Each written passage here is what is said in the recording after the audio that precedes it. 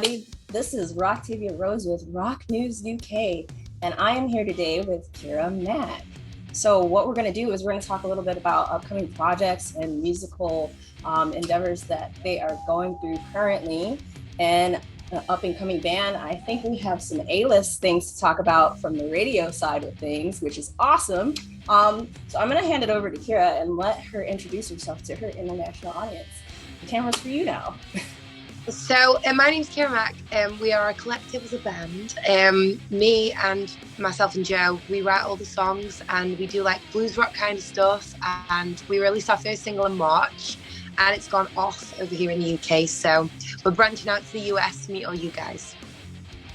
When are you coming out to the US?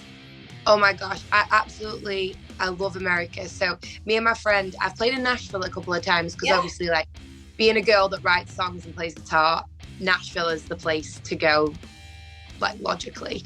So I've played Nashville a few times for CMA Fest, and I cry at the airport every time I leave. Like if I come to America, I'm staying forever. But yeah, definitely, hopefully in the pipeline. I said to Mark, our manager, I was like, I want to do LA, I want to do New York, and I want to do Nashville. So if we go on a 3-date tour, like we are coming over 100%. All right, I got to ask you this. If you go to LA to play a gig, what venue is going to be your go-to? Like, I have to play there. Tell me. The Whiskey, of course. Yes! The Whiskey Go-Go. Of course. What other place? When Mark said to us, he was like, that can definitely happen. Like we don't even have an album out yet. So he was like, definitely when we start looking at like US dates and stuff, we'll try and get you on the Whiskey. And I was like, Mark, I will buy you the biggest box. He doesn't drink, so I was like, I'll buy you the biggest box of chocolates, I'll buy you a coffee machine, like whatever you want. All right, so you know what, let's jump in the time machine and go way back to the beginning. Let's go back to your first inspirations in music, like what really got you going, and who are your musical heroes? So growing up, my mum was like mad into soul and Motown. Not where you thought this was going, was it? My mum was like mad into soul and Motown and like great blues artists and soul artists, and that's what was big in the UK when she was growing up. It was all soul and Motown, like was up and coming, and so I had like a really good foundation there. And then my dad was a DJ at the first like discotheque in the 80s in the UK. So he like was a big into like rock and obviously like all the pop artists at the time as well, which is like Earth, Wind and Fire and The Real Thing and stuff like that. And Boy George was at the time. Yeah. So like I had like a really good like eclectic mix to grow up on. And I remember my dad, I always say I was brainwashed from a young age because my dad used to have the Stevie Nicks compilation CD or at Queen. He saw The Real Freddie back in the day like 3 times. Oh, I love it. for about £1.10, which is about You're like kidding me. $2.50 or something like that. What? How crazy is that? Nuts. So growing up, like we always had like good music on, and I remember him putting Edge of 17 on the TV, and it was the video of her doing it live, and I was like, I want to do that, whatever that is, I want to do it. And I always had quite male influences. I loved Steve Perry from Journey, I loved Danny Bowes from Thunder, and I always had like there was always male singers on, like Axl Rose, obviously Guns N' Roses, and it was always quite male orientated. So I always used to harmonise when I was little, and then as I grew up, obviously my range grew, but mainly I went out and I did like quite low songs or quite like mid-range songs. And then I had a guitar when I was 13. I asked my dad, it was like £60. It was like a rubbish old little guitar, but it did the job. And I started writing bits of songs that weren't great and started like going out and playing bars and pubs and stuff. We lived in a pub for a while, so I used to play in there from being like 13, 14, and then it kind of just snowballed and stuck. And then this became all my eggs and my basket. So now I've got to make it work. So you lived in a pub growing up, kind of like akin to like Elton John had a lot of exposure in like the pub life when he was creating like a lot of his biggest hits. So that's freaking awesome. It's really It's really weird here in the UK because like back in the 70s and 80s, there was like a massive like soul and Motown scene, and people used to play like working men's clubs when the mines were open, like massive mining towns. I'm from a mining town, and my granddad went down the pit, and there was like, basically I'm from a town called the Potteries, and it was all pot banks and mines. That's what it was. So they used to have these clubs where they could all go, and they would have cheap beer, and they could like get black spots, which was like little tokens, and you could use them at the bar to like buy beer and stuff. And they used to always have entertainment on, and that's where Elton John and like Tom Jones like all cut their teeth. And that's a circuit that's still going now, but obviously since the industry shut down, it's like a lot less. Yeah. But yeah, living in a pub, it was great because we had musicians come in and out all the time, like every Friday, Saturday night, and we had an open mic on, and it kind of opened my eyes to the world, and that you could make money out of music, because like covers gigs funded the band and still do fund the band for the longest time. So yeah, but if you love what you'll do, you'll never work a day in your life. So like I love that you're out there just being like, you know what, this is my heart, this is my passion, this is what I'm gonna do. Yeah, absolutely. And I always get the audience on side, so I can always like slip one of my own songs in there, like on the slide. Anyway, so I like to get them, and I got them like following the band page and stuff, so it's kind of just like another platform and another audience. Right. And you get paid while you're doing it. And I also work at a doggy daycare in the day, so like you can't really say that I got a real job because I sing, which I love, and I pet dogs, which I love. So I can relate to you. I'm a huge like animal person, dog person. I love like adopting dogs. I just signed up to there's like this kind of outfit here where they adopt dogs out that are like less fortunate, so they're not like the pretty peaches that like, you know, get up front and get adopted. They're the ones that might have a missing eye or a missing leg or something like that. Yeah, and clean cages and stuff like that.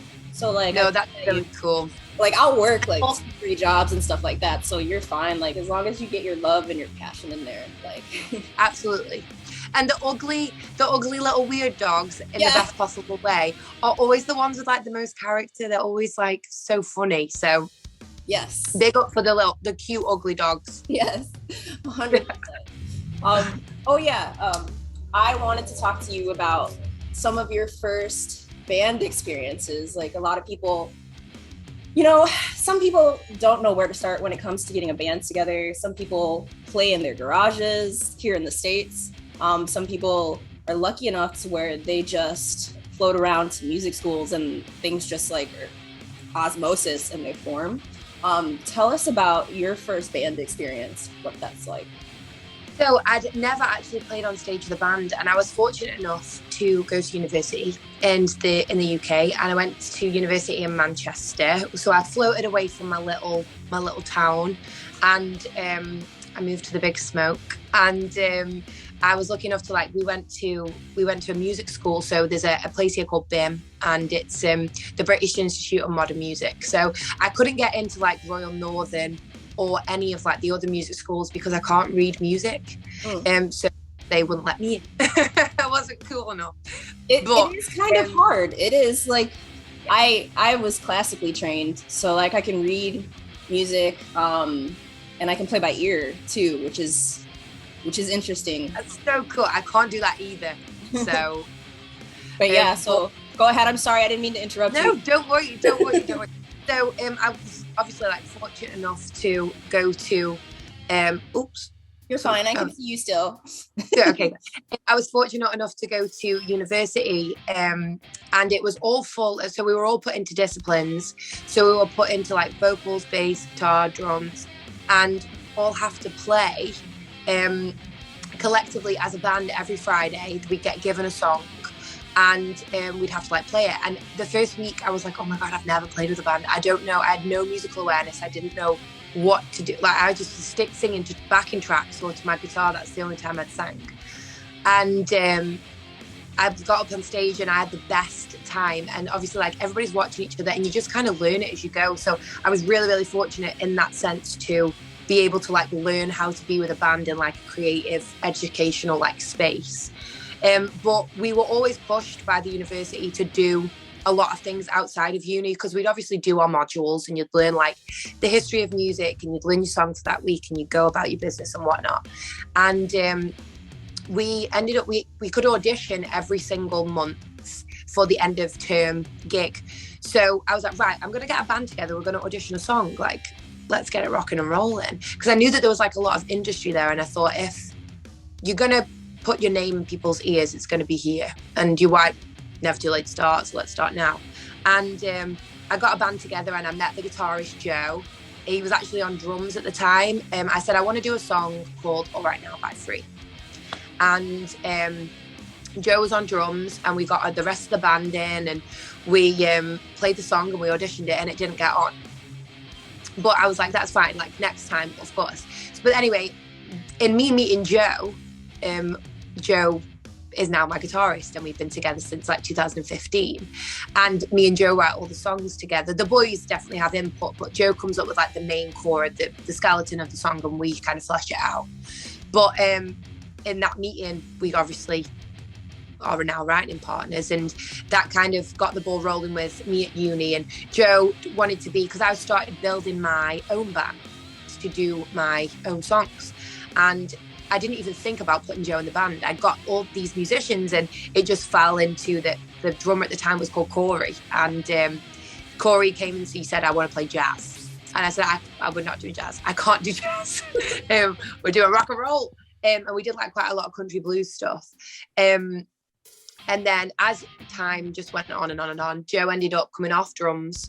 He started writing songs. I said, right, it's just me and you left standing. So why don't you show me what you've got? And one of those songs in lockdown was One Way Ticket. And that was the first single that we released in March. So in the grand, like over all the time from like finishing uni to actually releasing One Way Ticket, it's been like a life whirlwind.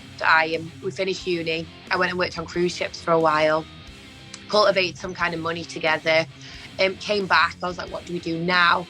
And then we went into lockdown. And then out of lockdown, I said to Joe, right, we've got these songs that we've been writing. We're going to go and record them. We don't have a band. We don't have anybody else. It's just me and you, but we can figure it out as we go. So we got into the studio at Motor Museum in Liverpool. And during that time of me saying, let's go and record the songs and actually get into the studio, we gained a bass player. And that is Brett. And he messaged me on Facebook and said, do you need a saxophone player? I play saxophone. And I said, no, I don't. Do you play anything else? Wow. And he said, always straight talking. And he said, I play bass. And I said, send me a video of you playing bass. And he did. And I sent it to Joe and I said, what do you think about this guy? And Joe was like, he's in. So we got him down to practice. Little did we know that Brett and Alex come as a package deal. So Brett came and he was like, I'm bringing my friend Alex, he plays guitar, he knows the songs. So we brought Alex down to practice, and then we were a 4-piece, we just needed a drummer. And then we went through a few different drummers. People had different commitments, weren't the right fit, couldn't get it off work, couldn't invest enough time and all that good stuff. And we now have a drummer called Max, and he's our little kid drummer. He's only 20, so we feel super duper old. And if we're ever like at a gig or we'd go and do anything, he never has a hangover, and we're always fuming because. So that's the completed lineup. So now we're just ready to like do this year and take on the world. Nice. Okay, so how'd you come up with the band name? Tell us, your audience, about that, because I don't know if a lot of bands, like I'm always curious how the process comes along. Yeah, it's always most interesting. I always find like the most interesting is like the album names, the song names, the band names, like how did they come up with it, and like the whole image and stuff. That I'm really interested in that. But with the whole Kira Mac vibe, I was going out doing covers gigs as Rhiannon, which is my first name, and people thought I was a Rihanna tribute.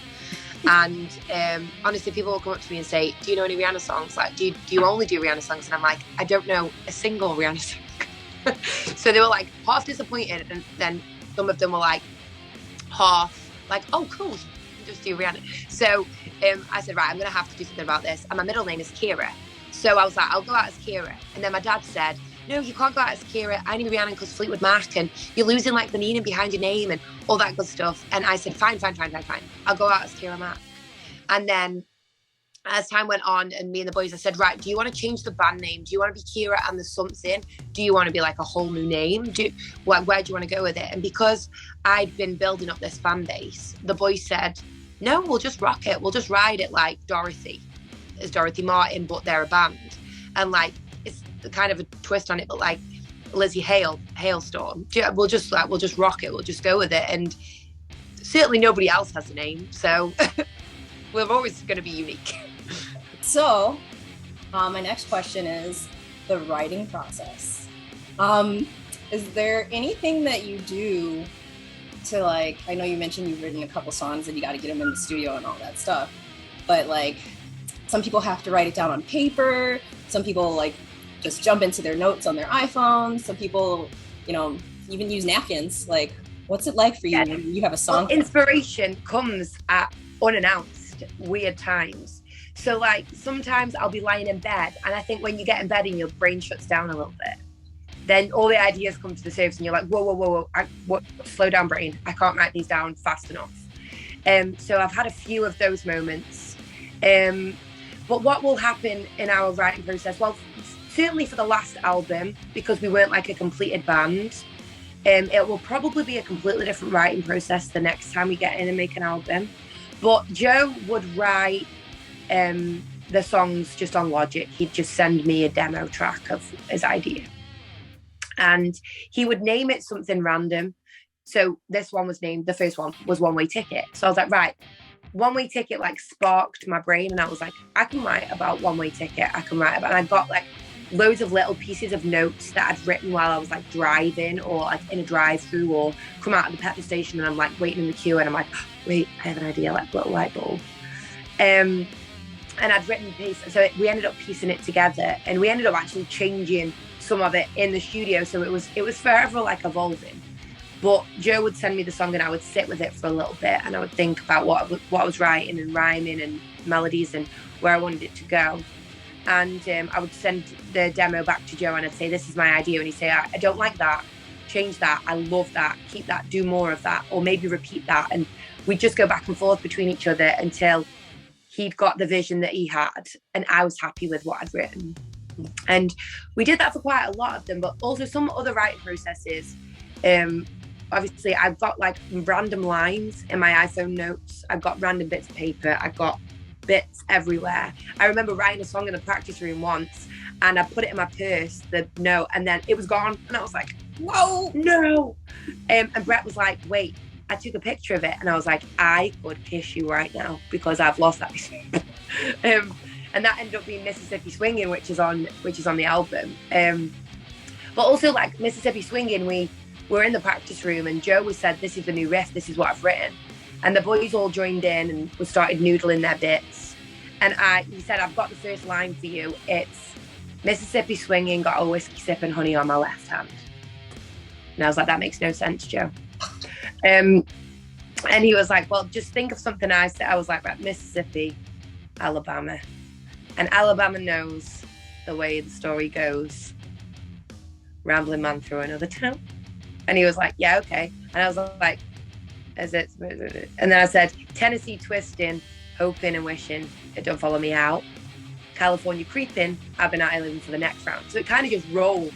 And I was like, right, okay, verse, what am I going to do for the chorus? I looked around and I was like, what am I going to do? And Brett said, where you writing about like an outlaw vibe with states and stuff? Where is he going? And I was like, that way.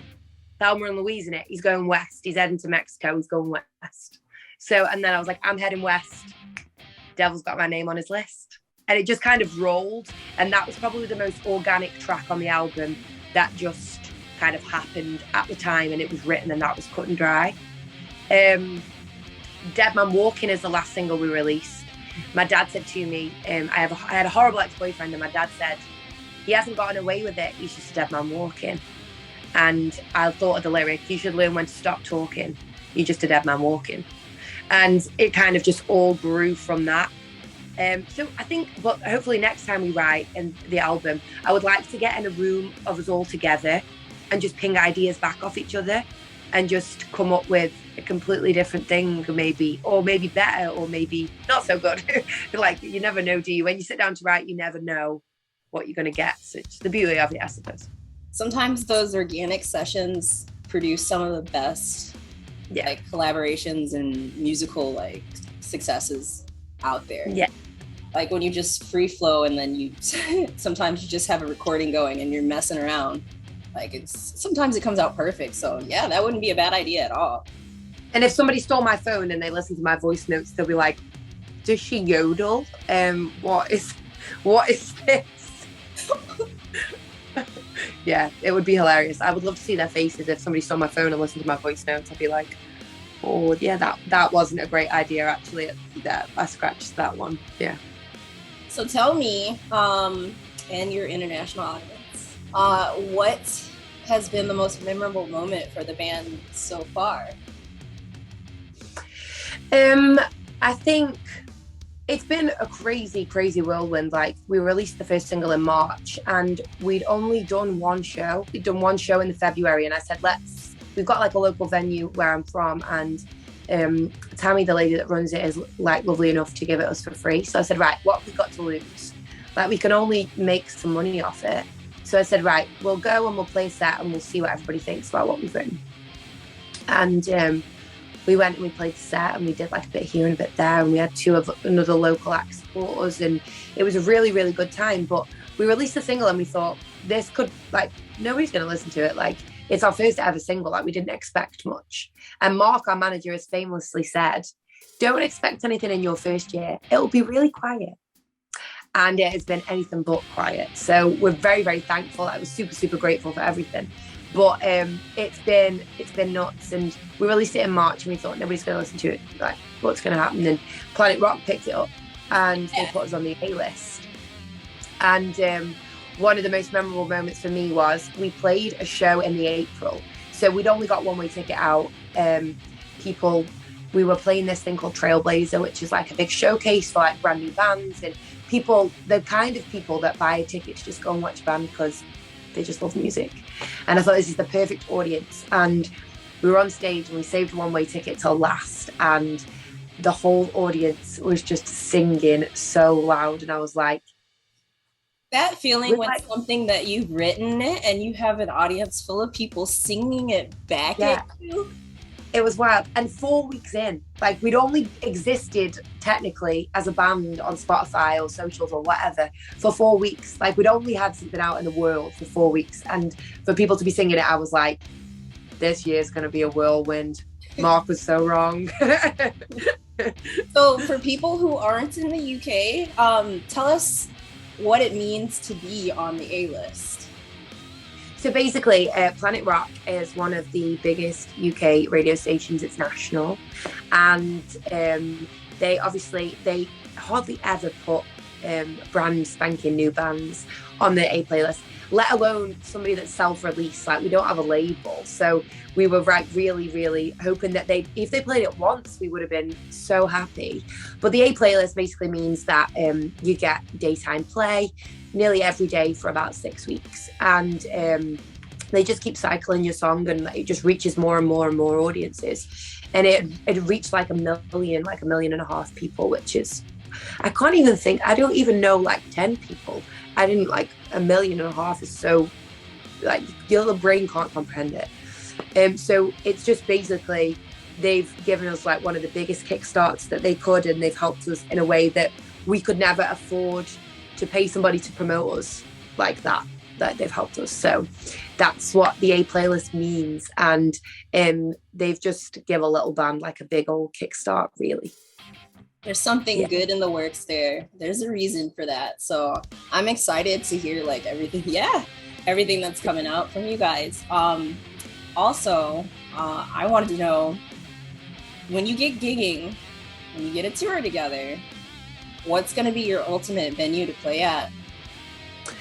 So we're actually going on tour in November in the UK. We're doing 2 weeks. We're doing like Edinburgh all the way to London.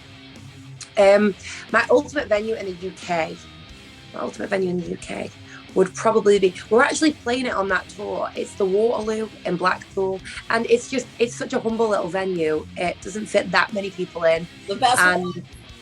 Yeah, but it's just super duper cool. And they always support young bands, live music. The people that go to that venue will pay like £10-20 on the door to just see who's on. And that's my favorite type of venues. Yeah. But also, the Rigger is my hometown venue, and to go back and play there and hopefully sell it out would be full circle, because that is the first place I ever sang on stage when I was 13 and I had my first guitar. So to take my band back there and play to like a sold out crowd would be cool. But if we're talking like the world, the Go-Go is obviously one. Yes. 2, Madison Square Garden. You got to dream big, guys. Right. 3, Red Rock. Also giant dreams, but yes, Red Rock me. has my heart. That is one of the best venues to play at, to be an audience member in. Like, so cool. Yeah. The hike up the mountain though. Wait. Nobody told me about hiking up anything. I'm sure What? if you're playing, I'm sure they'll cart you up the mountain. But like if somebody's gonna have to carry me, because the gym is not my friend. Like just the audience, like you're hiking up and you're just like, yeah, they'll like be walking past me. They'll be getting to the show before I do. Yeah, everybody who's like just natives to the area, they're like out of towners, because like once you get up and like the oxygen just dissipates and you're just like, but I've been there so much, I guess I'm kind of used to it now. So you're like a seasoned mountain climber, gig goer, all in one. There you go. I love it. This has been like one of the most fun interview chats. Thanks for making it such a great. No, thank you for having me. I mean, it's like, what time is it in the UK now? It's like 10:30 at night. But I stayed up and it was worth it, and I've had a really, really good chat. So thank you so much for having me. It's been lovely. Yes, perfect. I have to ask, so let me know are there any more singles coming out, or like what's next for you guys musically? Have to know that. So we have a single coming out in July. It's called Hit Me Again. We're filming the music video for it at the end of this month. And then we have a whole album coming out in November, right to kickstart the tour. And it's called Chaos is Calling. And it's the title track on the album. And it's going to be insane. So there's like a country songy, like country vibey rock song on there. There's like blues rock stuff. There's hard rock stuff. There's borderline metal stuff. We tried to write it so there's like something for everybody. So if you get the chance, definitely have a listen. And then I always end things with like a weird off the cuff question. Hit me. Because I'm a huge dork. I have to know, are you a breakfast person, a lunch person, a tea person, or a dinner person? Like a cup of tea? No, I mean like tea time. Oh, aha. So I love pasta. Wait, let me think. This is a really hard question. Okay. Because if it was cup of tea, I would 100% choose a cup of tea. Like the most English thing you will ever hear. That's what I would choose. But maybe lunch. Yes, lunch. Yes, maybe. I'm a weirdo. I love like when you get up and like you have a really like good breakfast. Also, I'm a cereal-aholic. I love cereal. I'm so weird. Like, but I think I just love food, you know. Can I choose them all? You can choose them all. Just love it. There's nothing wrong with just loving food. Yeah, I love that. Oh, I like. You know what? This is like the most healthy thing that I probably ever put in my body. But I love, like Birches. Like, I don't know if you have those, like yogurt, granola, like compote, jam stuff. No, we don't have those. We call it jam. I'm gonna bring you one when I come to Chicago one day. I'm gonna bring you a Birch. It'll blow your breakfast mind. I promise. You should come and play Liars Club or Cobra Lounge. I want to go to Chicago so bad. there's so many really, really, really, really cool bands that have come out of Chicago, from Chicago, live in Chicago. It doesn't seem like it, but this is a really big, big music city. That's a lot of the reason I'm still here. I'd probably be here or Nashville, you know. Yes. Part of me wants to go to LA really bad, but like, I don't know. There's something about Nashville that's really, really awesome. There's always music. Nashville's such like a wholesome place, but I also really, really, really would love to play Sturgis, which is obviously like up your way. I would love to play that. I think it would just be the wildest time. Like, I think like things could happen at Sturgis that would never happen anywhere else in the world. Oh, Kira. Do you drive, like, do you ride motorcycles or like anything like that? I mean, I don't, and I also think it would be an awful idea for me to get on one, but I'm very well known for doing awful ideas. So I'm in. Yeah, put me on a bike. Why not? Let's do it. All right. As soon as I get mine, we'll have to like see what's up. Okay. Okay. I'm nearly 6 foot, and I've got like spaghetti arms, so holding a bike up is going to be difficult. But if somebody helps me, like a toddler learning to ride a bicycle, maybe that could... should be interesting. If I fall off and like bash my head, just like prop me back on. Oops, I clicked the button, sorry. You're fine. So what we're going to do is we're going to give you a chance to plug all your socials. We already talked about what's up in the near future for your band, Kira Mac. And congratulations again on that Alist play. That is Thank you so much. Thank you. I really appreciate it. Thank you. For right now, the floor is yours. So tell everybody what's going on with your socials and how to find you. So on our socials, you will find all sorts of things. I pride myself on the fact that the boys in the band are hilarious, and our Instagram stories should be... We're going to get a reality TV show eventually, but our Instagram is Kira Mac Band. Our Facebook is Kira Mac Music, and our Twitter is also Kira Mac Band. So if you want to follow us, see what's going on, if you want tickets to a show, maybe you're going to be over in the UK and some weird turn of events, kiramac.com has got everything that you will need, all the musical links, Spotify, all that good stuff. So yeah, we'll be there if you want to come and find us. Perfect. All right, I gotta thank you for everything. This has been a blast. Hopefully I will bump into you in the future and I could like get some great photos of you guys on stage actually gigging, and then maybe some I can't talk. Photography stuff. I almost had the whole thing. I didn't slip up once right at the end. There you go. But we'll see you in Chicago. Yeah, for sure. It'll be a good time. Absolutely. We'll have to get you. Thank you so much for having me. And maybe some Italian beef. It's a good food city too. So I'm in. Well, I love we've decided I love all the meals, so anything going, I'm in. All right, so hopefully we'll see you soon. Thanks again. And then everybody go ahead and check everything out at Rock News UK. We're gonna go ahead and have a bunch of stuff up recently from Download. We're gonna have an article up from Kira Mac. And again, we're gonna have their socials up there that you can see. So follow, like, subscribe. This is Roctavia Rose with Rock News UK. Thank you, Kira Mac, and have a great night. Bye.